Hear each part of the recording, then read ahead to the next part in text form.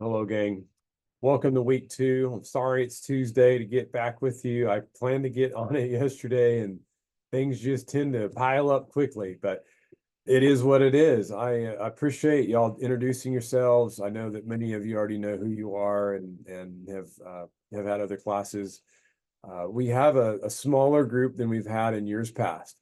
And so I just want to jump in and talk about a little bit of what we're expecting.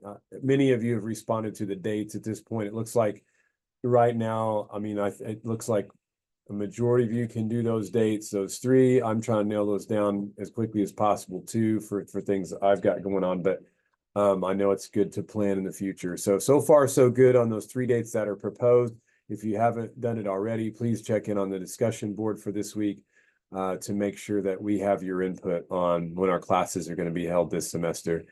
So yeah, supervise often, and I know you've probably heard this in other videos from previous semesters, but supervise is often not what people expect when they come into the program. So please know that if I give you critical feedback, it is for your growth.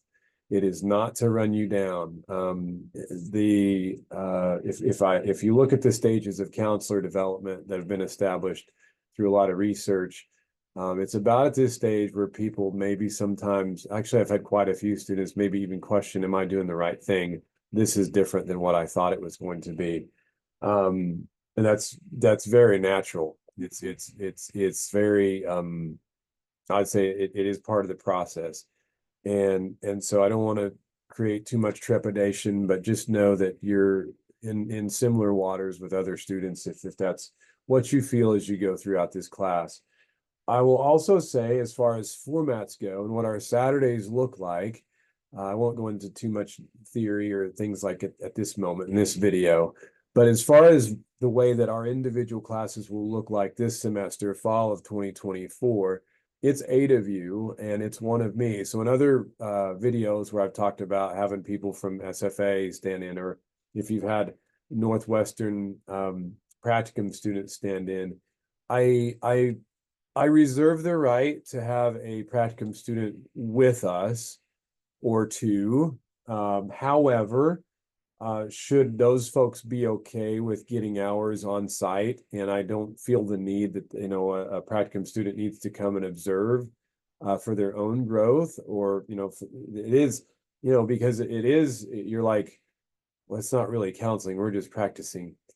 It's really practicing some fundamental skills that are necessary to be an effective counselor. So I reserve the right, but at this moment, as far as the way the classes will look, it will be me and you, the 8 of you and the 1 of me, that fits in with our student to faculty ratio that's acceptable, 6 to 8 anymore. And I'd be strongly tempted to break you out into more than 1 group. So these other classes that I'm talking about, we've had 18, 24 students where there have been 3 or 4 small groups of 6 working together. A group of 8 is good. I've worked with groups of 8 before, and it gives you a chance to look at different styles, how different people come to how our personalities interact with others.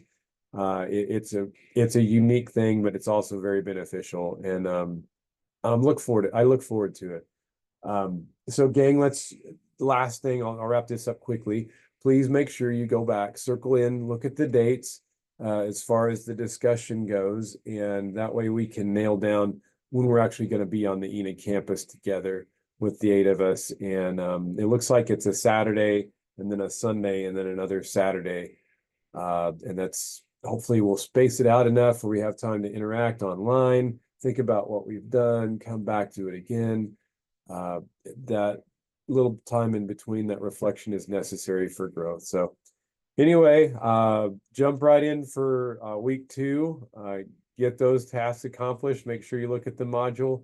And otherwise, please reach out if you have any questions or concerns. I'm here. I'll talk to you soon.